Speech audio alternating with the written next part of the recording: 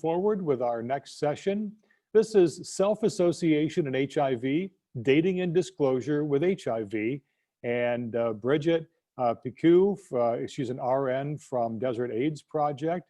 Bridgette is a mix of roles in life's journey. She's a mom, a grandmother, a friend, a nurse. Each piece is a part of the whole picture.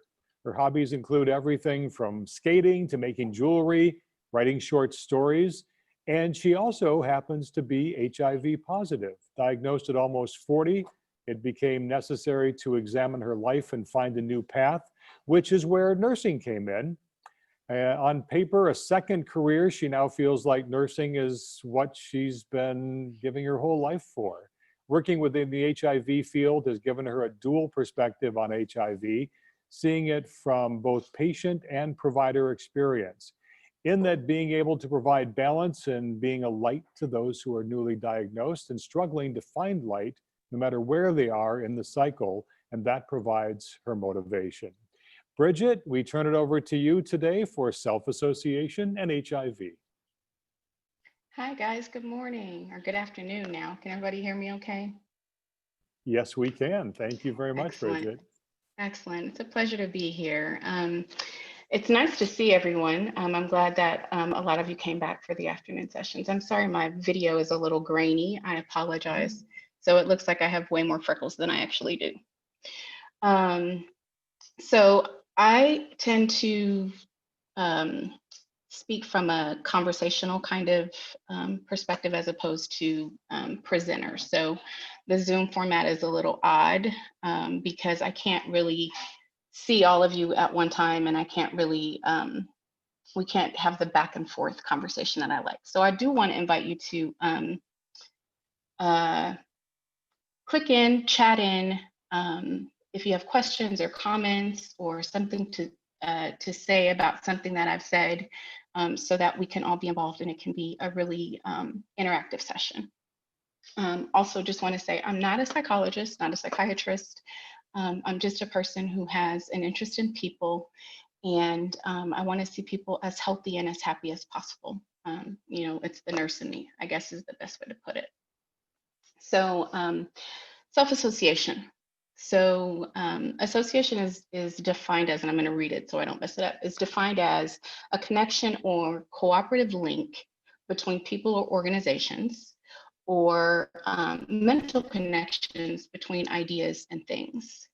And then from a psychology perspective, it's mental connections between concepts, events, or mental states, which stem from specific events or things that happen. So for example, becoming HIV positive, or living in COVID times now, which is where we are.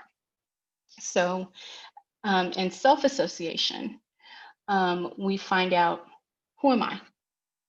What connections have I made between my brain and my emotions based on what I've been through?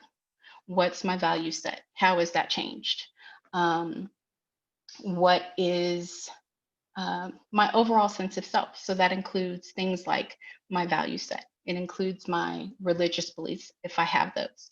It includes my interactions with other people. And knowing what that is can foster a sense of, a healthy sense of ability to deal with things, the ability to approach situations and deal with them effectively, and come out on the other side of them healthy, mentally healthy, physically healthy, and feeling somewhat stable. So it also, for me, one of the things that I like to say to people is that a lot of your sense of self has to do with the language you assign to yourself. So how do you speak about yourself? You know, people ask you to introduce yourself and everybody gets awkward. You know, it's kind of hard to know what to say. Even if you've said it a million times, you feel like you're being put on the spot. But the language that you assign to yourself in your head when you're talking to yourself and when you're working through situations and when you're introducing yourself to people has a lot to do with your sense of self and how you see who you are. So for example, this is one of the things that I'm really big on when it comes to being HIV positive, is, do I introduce myself as being HIV positive, or do I introduce myself as being infected? And I see a lot of both, frankly, from both young people and long-term survivors.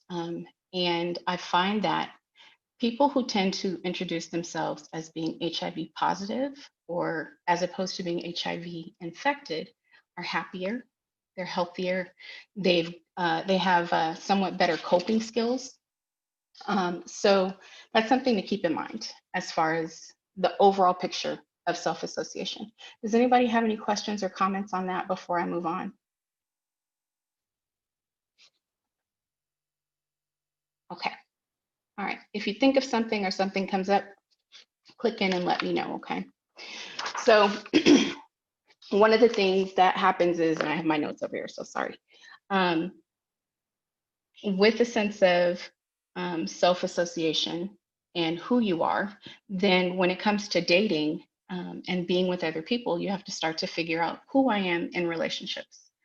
So I strongly encourage people to take time out in between relationships to figure out who they were in the relationship and who they are coming out on the other side of it, because it's really easy to drag baggage and emotional stuff into a new relationship from an old relationship if you don't take the time out to figure out where you are. And if you haven't addressed the triggers that either you had before you started that relationship or that you've developed during that relationship, then it's hard to get into a healthy situation. So dating wise, dating's changed a lot. So modern dating looks very different than what dating did 10, 15, or 20 years ago. You know, it used to be you go, and it still to a certain extent, you go out to a club or you go out to a bar and you meet someone. You know, you get set up with friends of friends. But the big thing now with technology is the apps and the swipe dating, right? Everybody's into the swipe dating. And that people do that for a lot of reasons. Loneliness and isolation, like Dr. Jill was talking about earlier, is a big part of that. Being able to look at choices on a screen and kind of swipe through gives you a sense of control over your life. So if you're a person who is shy, or a person who doesn't do well in public, or you're working several jobs and maintaining a home and maintaining a family, the swipe apps are really easy to do. It's a fast and simple way to meet people. But what I caution people on is that the dating apps, while they're convenient, you're making a decision based on someone's look. There's no chance in that initial connection to kind of get a feel for people like you can when you're, you know, face to face. And if you become enamored with someone's looks or how they present themselves on paper, it's really easy to get caught up in that image and not be able to move past that into the, you know, the meat and bones of who they are. Swipe apps are make dating either easier or harder, depending on who you are. But there are several studies that have been put out, and I can paste the links in after, regarding the fact that swipe apps increase a sense of negative body image. They increase insecurities in people. It is a kind of like a popcorn society. I want what I want and I want it right now. And there's nothing wrong with that. I have a couple of friends who have actually created successful relationships from using dating apps, but it's a cautionary kind of thing to be able to use them. So there's the dating apps. And then now, of course, we're dealing with COVID. And how do I date during COVID times? Do I even want to date during COVID times? What does dating in COVID times look like? It looks like Zoom meetings. It looks like, you know, private chats and, you know, whatever app you happen to have. more than ever, I think it's a good opportunity right now during COVID times to take the time to really get to know someone. You know, if you're looking for the right person or looking for that person and you're using the dating apps and you're swiping and selecting and, you know, exchanging information, then this is a really good time before you rush out into that first initial date to really spend some time finding out who they are, what they, you know, what their value set is. Does their value set match your value set? A lot of us are feeling like long-term survivors are feeling like we're right back at the beginning of the AIDS crisis, right? So how do I manage a pandemic where people around me are falling ill and getting sick? And how do I stay safe? And how do I avoid isolation and becoming so caught up in fear and the news cycle that I can't step out and do the things that I want to do or see the people that I want to see? So there's a whole bunch of things overlapping right now that can cause a lot of angst and frustration and fear around dating. But the big thing is to remember that no matter what your dating options are or how you choose to go out and date, that you do the things that you need to do to keep yourself safe. And you do the things that you need to do to satisfy the emotional parts and the emotional needs that you have. So successful dating. So I did a quick survey. I surveyed 50 people. Half of them were under 50 and half of them were over 50. And what I found was I asked, what does a successful date look like? And so some of the responses I got were that they include humor, that they meet the emotional needs of the moment. I had 2 people tell me that. And when I asked them to elaborate, meaning if my emotional need in that moment is just to have a good time, then that's what I want. That's what I want. If my emotional need in that time is that I want someone to make me feel pretty and special, then that's the emotional need that I want to have met during that date. People respect your boundaries when you set them. So does your date respect your boundaries? Do you have boundaries? Do you know how to set them? And do you stick to them? And then you want another date, right? Obviously, that's like the hallmark of a successful date. You want to see that person again and they want to see you again. So once you and that other person decide that you're going to date, so what does a successful relationship look like? And I actually would like if some of you would comment in the comment section what a successful relationship looks like to you while I go over some of these points, and then maybe we can talk about them a little bit. So again, are your emotional needs being met in your relationship? There's a truthiness factor. Are you able to be truthful with your partner? And do you have the idea, impression, and belief that they are being truthful in return to you? Is there open communication? So communication. Do your relationship styles match? Are you a couple who is opposites attract and you bring balance to each other in that way? Or are you a couple who are just alike? Neither one of you likes to go out and hang out. Both of you like to sit home and watch TV, and that's a wonderful evening for you. And it's important to make sure that your relationship styles, regardless of if they are an exact match or if you're opposites attract, they have to be able to blend. Because, for example, you meet someone and you spend most of the day talking and you're like, wow, this person is a great listener, and you love it and it's wonderful. And you start this relationship, but further down the line, you find that they don't talk back to you. And so you start to see that as being them being withdrawn, them being not listening, them not being supportive. But it's not that they've changed. It's that your perception has changed, or that you didn't pay attention enough in the first place. So I do see we have a couple of responses in the comments. Let me see what we have. So Dr. Singh says, successful relationships, you're able to be myself and the best version with my partner and vice versa. Excellent. You motivate and support each other. JJ says, loyalty above all else. Loyalty is really, really huge. And loyalty actually, in COVID times, makes even more of a difference, because we're talking about, if you're being loyal to me and I'm being loyal to you, we know what each other is doing. We're doing what each other needs to do to keep each other safe in these times.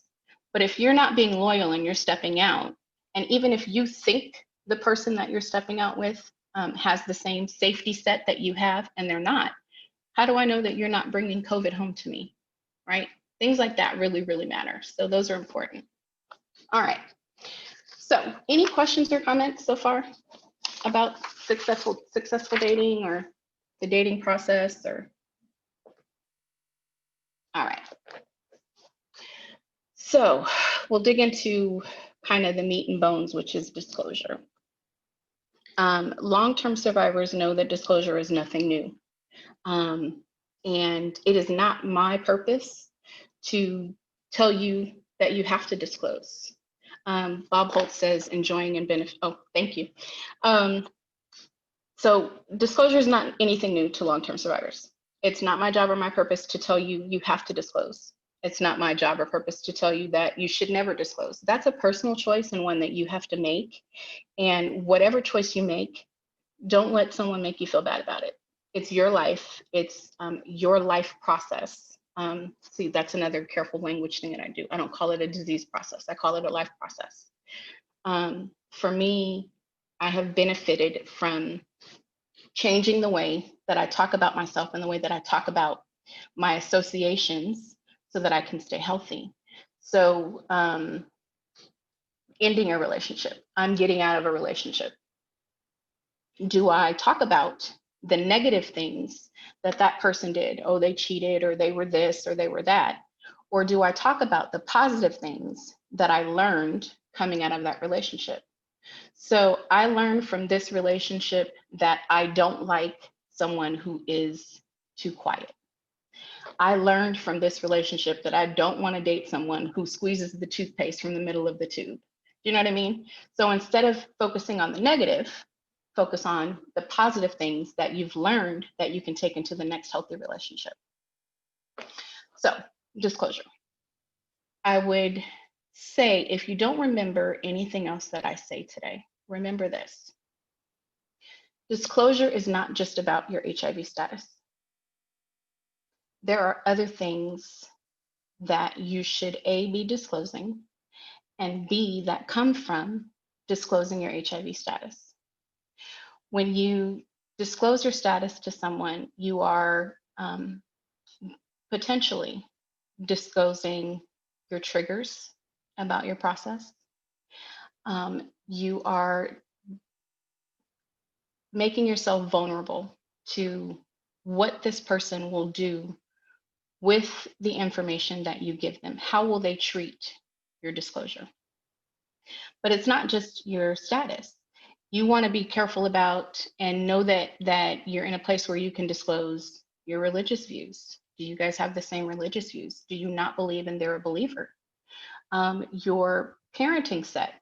Even if you're a person who doesn't have children, perhaps the person that you are dating or potentially going to date has children. How do they parent? Are you completely disinterested in being a parent whatsoever, even on the fringes? Are you in flux in your life right now?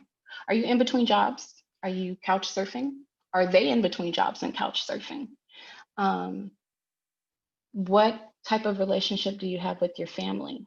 All of those are things that you need to disclose fairly early on in a relationship before you get so caught up in it that you can't back out of it. But those are also things that hover around the fringes of your HIV status. I'm not sure if any of you are familiar with the term intersectionality, but all of those things intersect at some point with your HIV status and your choices to have kids, to not have kids, to have a family? Did becoming HIV positive change your views on a higher power? Did it enhance your views on a higher power? All of those things kind of all come together and need to be discussed. The earlier on in the relationship, I feel like the better, because truthiness, remember I was talking about truthiness is important, and being truthful with someone is important. And if you are holding on to this big thing in your life and not feeling like you're able to share it, not because you have to, but because you're not in a safe enough space where you feel like it's okay to share it, then that probably means that that relationship needs a little bit of examination. So as far as disclosure goes, hopefully everyone is familiar with U equals U by now. And if you're not, it's undetectable, which is undetectable is untransmittable. So if you are HIV positive and your viral load is undetectable, you're in care, then you can't pass your virus on to someone else. So I can't speak for everyone. That puts me in a more comfortable place. It puts me in a more settled space, knowing that I can't pass my virus to someone else. That was a big thing for me in the beginning, as I'm sure it is for almost everyone living with HIV, is the risk that I pose to someone else. So that's a huge relief. But that's only a relief if you believe in the science and you understand it and it makes sense to you. And if it's not something that you understand or know or makes sense, I would encourage you to find out some information about it, because it can go a long way to settling where you are. And that being the case, for me anyway, with U equals U, I happen to be, and I'm okay with being transparent. I'm a person who discloses all of the time. And I have learned over time that the sooner I do it, the better it is for me, because then I haven't invested a lot of time and effort into someone who can't handle it or who's not prepared to deal with it. On the flip side, I have a really good friend who just doesn't disclose, and that's her choice. I don't blame her for that at all. We all navigate our relationships in our own ways and in ways that make us feel safe and secure. So along the lines of U equals U, I'm curious if it makes you feel more comfortable disclosing your status, or if it just doesn't make a difference for how you move within your relationships at all. Jennifer, thankfully, thank you, Jennifer, just posted a link in the chat with more information about U equals U. So if you're not familiar, I would say read up on it, because it really can make a difference for your perceptions on your status and disclosure of your status. It doesn't necessarily make it easier to disclose. I don't want to give that impression, because disclosure is,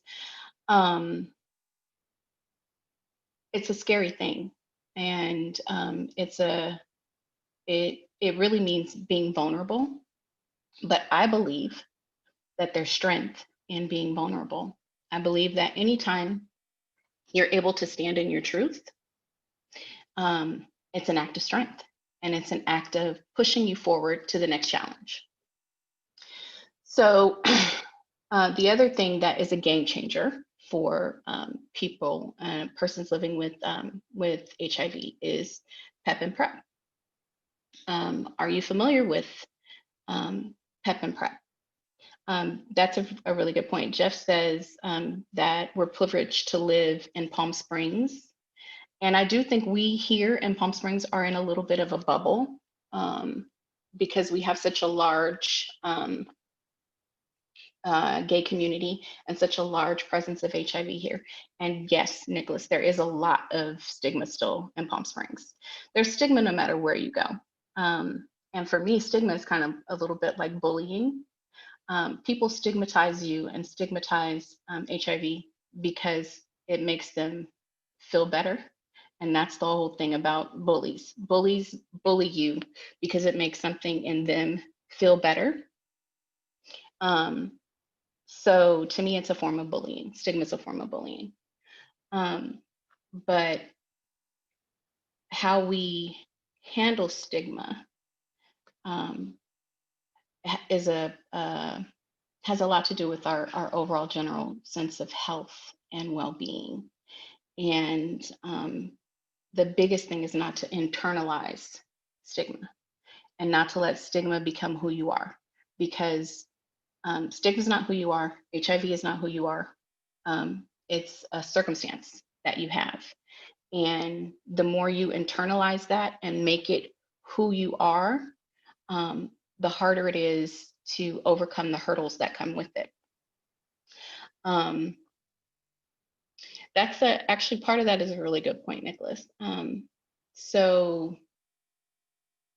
dating wise, in addition to kind of knowing your value set and what you're looking for, are you looking for a relationship or are you looking for casual sex?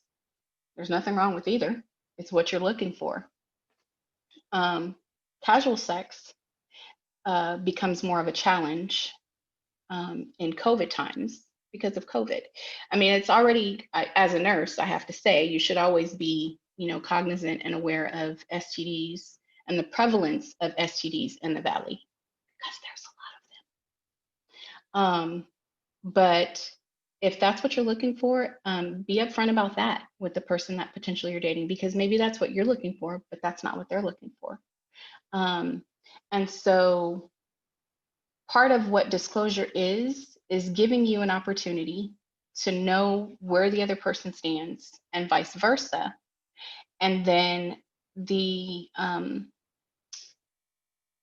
knowing yourself and having a sense of self gives you the ability to be able to say, no matter how cute this person is, no matter how many months I've been locked up in my room dealing with COVID, and no matter how much I may really want to date, this person is not the person for me. And you can walk away from that into something healthier.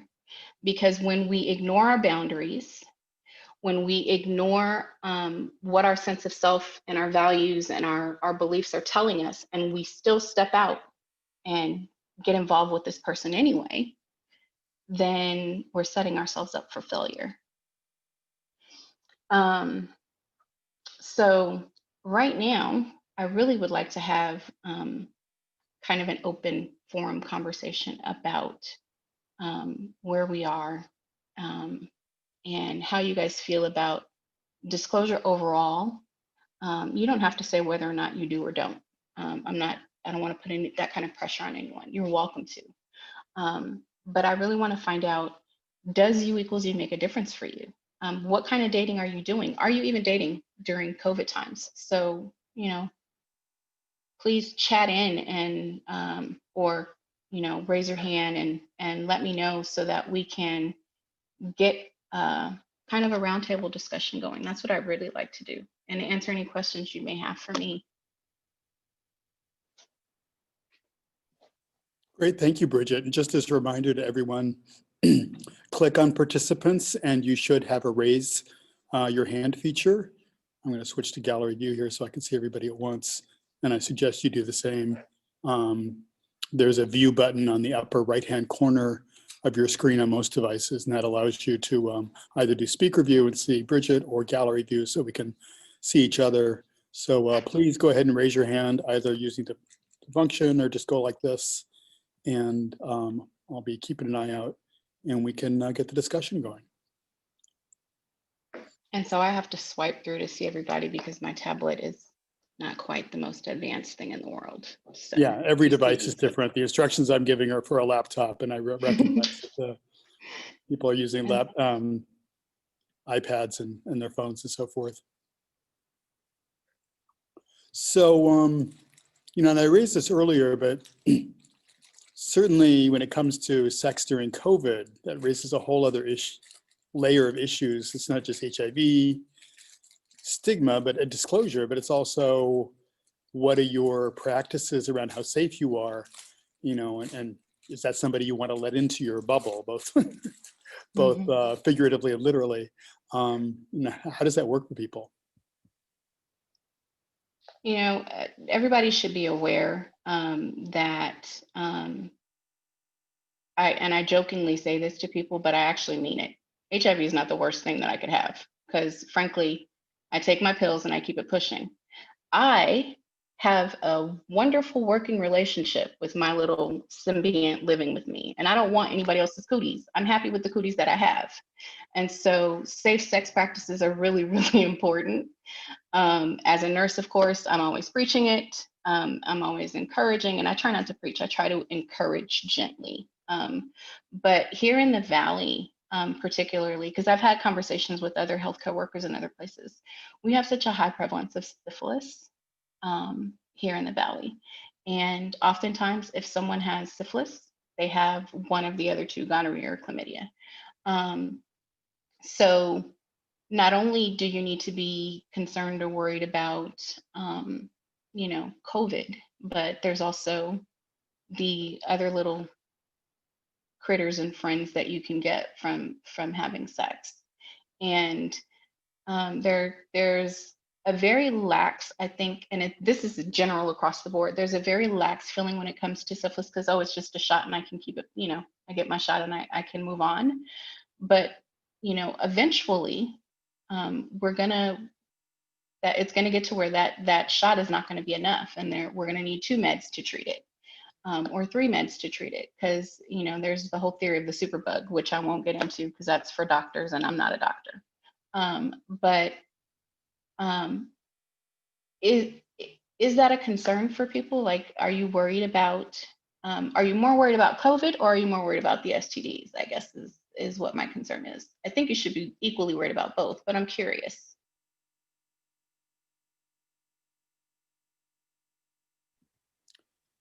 Nicholas has his hand up. Let me unmute him and see if he wants to chime in. Go ahead, Nicholas.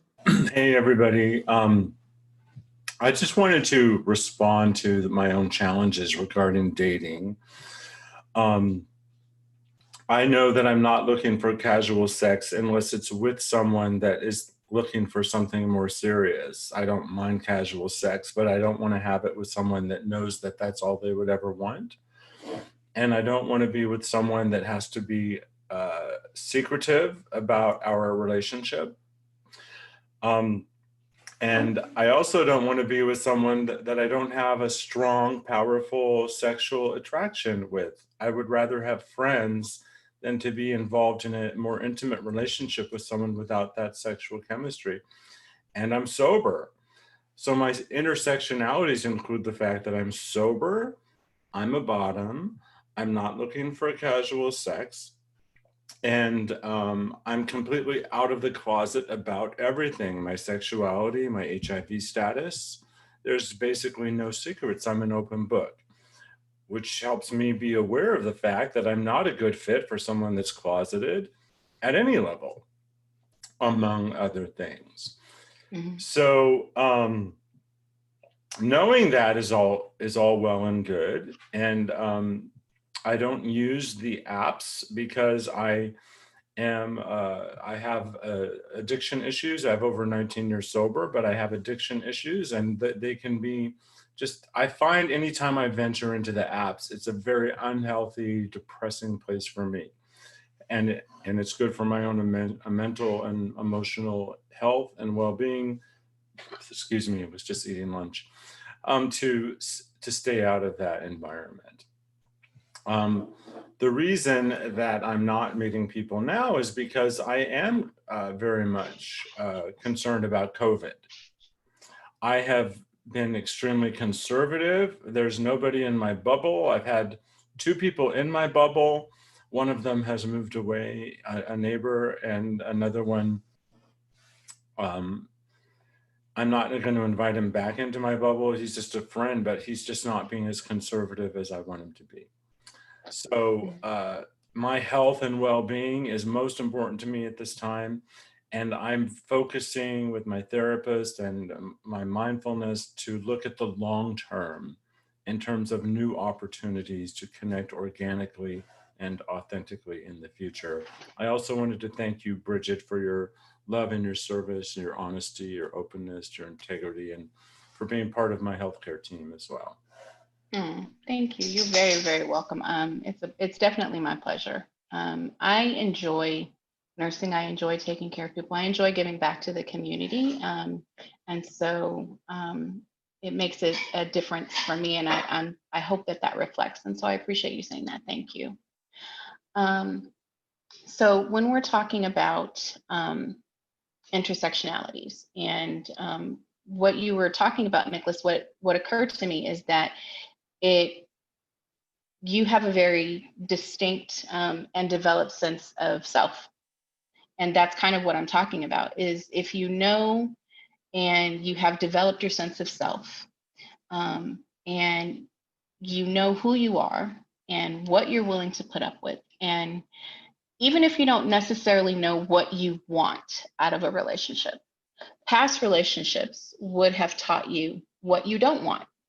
And so you can use that as a stepping tool to help you when you delve into the dating world for trying to get exactly what it is that you want. I do believe that we can all have what we want. We just have to be patient enough to let it come to us, because it's not going to come to you the first try. If it does, God bless you, and I want to know your secret. But for the most part, it takes a couple of tries before we find, that person. And maybe that person is him or her in the moment, for the next 6 months or the next year. And you learn from that. And what I want everyone to do is to be able to develop a sense of self that is so strong that the person that you're dating their personality doesn't become your personality. You don't take on who they are and get lost as far as who you are, so that if and when the relationship ends, you've lost your whole sense of self. Everything that you are has been tied up in who this other person is. And the other thing, and women tend to do this a lot, and I don't know if men do it or not, but sometimes we feel such a sense of relief in sharing our status and having someone accept us and accept our status that we settle for that relationship, because, wow, they accept me, so this must be the one. And we put up with things that we don't need to put up with. So that's not the case. There's still a lot of stigma. There's still a lot of misinformation. There's still a lot of fear that surrounds HIV and what it means to be HIV positive and what HIV positivity looks like. But just because one person rejected you, or two people rejected you, and that third person accepts you, for who you are, it doesn't mean that the fourth or fifth one won't as well if the third person is not right for you. Does that make sense? There's a long way of going around saying don't settle, basically, because you don't have to. I believe that people who are meant for you and meant to be a part of your circle will understand and accept your status. It may take a couple of people a couple of days or a couple of weeks to get used to the idea. If you think about it, when you first found out your status, it was hard for you to adjust to, and hard for you to accept and learn how to navigate and how to move. And so you have to give people that you're disclosing to the same opportunity. Like, we want to tell people and have them be like, bam, okay, I'm yours, let's do this. And that's not always necessarily the case. You have to give people the opportunity to adjust and give them the tools and resources, like the information on U equals U, or like the information on PrEP, so that they can feel comfortable, because you want them not only to accept you and date and be in a relationship, but you also want them to be comfortable as well and to feel safe as well. And so you and how you present the information have a lot to do with their sense of safety and security. All right. Anything else from anyone?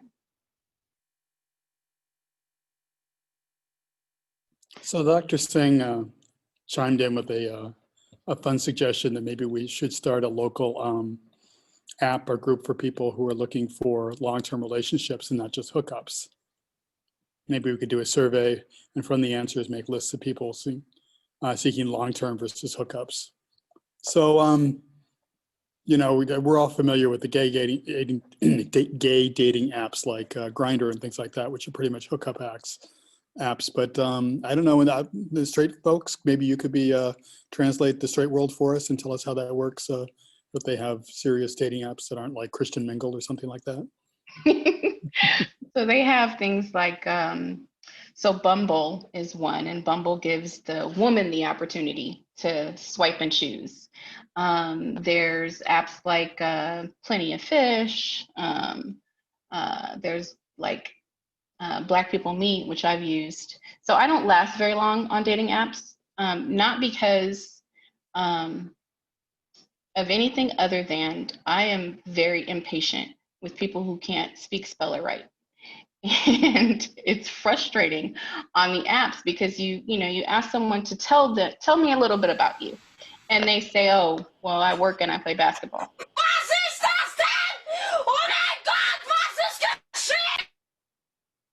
Okay, maybe someone's TV. But so the dating apps mean that there's a lot of wading through and patience. So it's not a bad idea. Match.com is another one.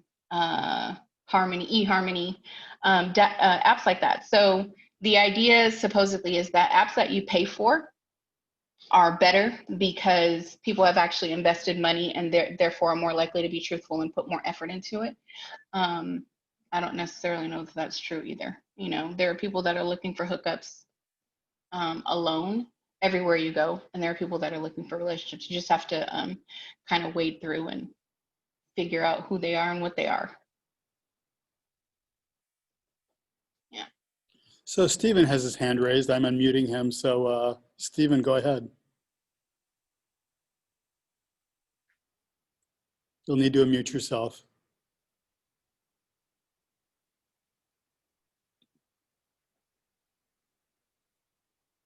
Stephen, did you? I'm so sorry. That was an error, Jeff. Oh, no worries. My Okay. mistake. Sorry. Not a problem. All We're gonna right. make mistakes on Zoom. Indeed. All right. Well, my time is just about up. I really appreciate the opportunity to be here. I hope that something that I've said resonates or makes sense or gives you a different perspective for something to think about. You know, another point is that dating, we think of dating as strictly romantic relationships. But if we change our perspective a little bit, dating is not just your romantic life. You know, I date my girlfriends, my friends, we date. Because it makes us feel good to get dressed up and go out and have a meal and have a drink and just, you know, be around each other.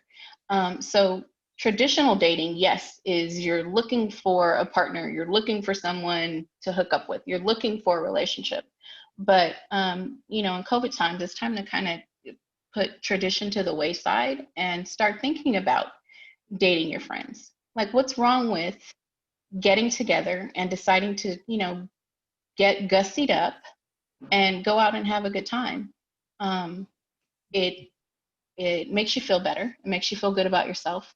It fosters the connections with the people that are in your bubble and in your orbit, which in turn is only going to make you feel stronger and healthier.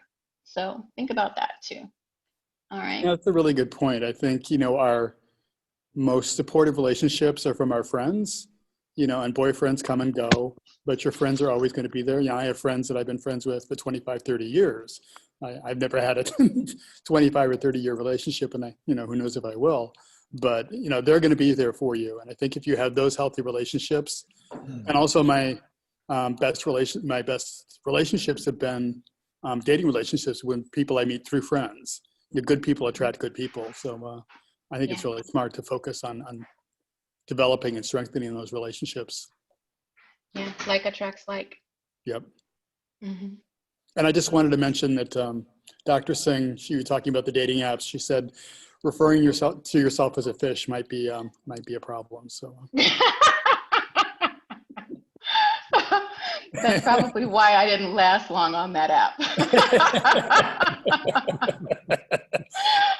why I always joke that catch and release is often a good policy. You know, pull it out, and it's not what you want, you just throw it back in, right? Indeed, let it go. Oh, dear. Perfect. Terrific. Well, thank you so Thank you, much. everyone. I appreciate it. Have a wonderful, right. wonderful day. If anyone needs to reach me, you know where you can find me. Be well, okay? Be blessed. Stay healthy. Thank you, you too. All right. Bridgette Picou, so much. Thank you so much today. Some great advice, some good insights into relationships, dating, disclosure, not just about HIV status, but we heard about a lot of things, you know, who thought, I mean, I hadn't thought about religious views, job status. I mean, it's all those things that come up in dating at some point, but this was wonderful. We really appreciate your time today. Thank you. Well, we're just about at 2 o'clock, and I will take a cue from Jeff. Should we take a quick 5-minute break? We will take a quick 5-minute break. We'll see everybody back here at 2 o'clock so we can start our next session, which is our research update for today. So 5 minutes, we'll see you back here at 2 o'clock.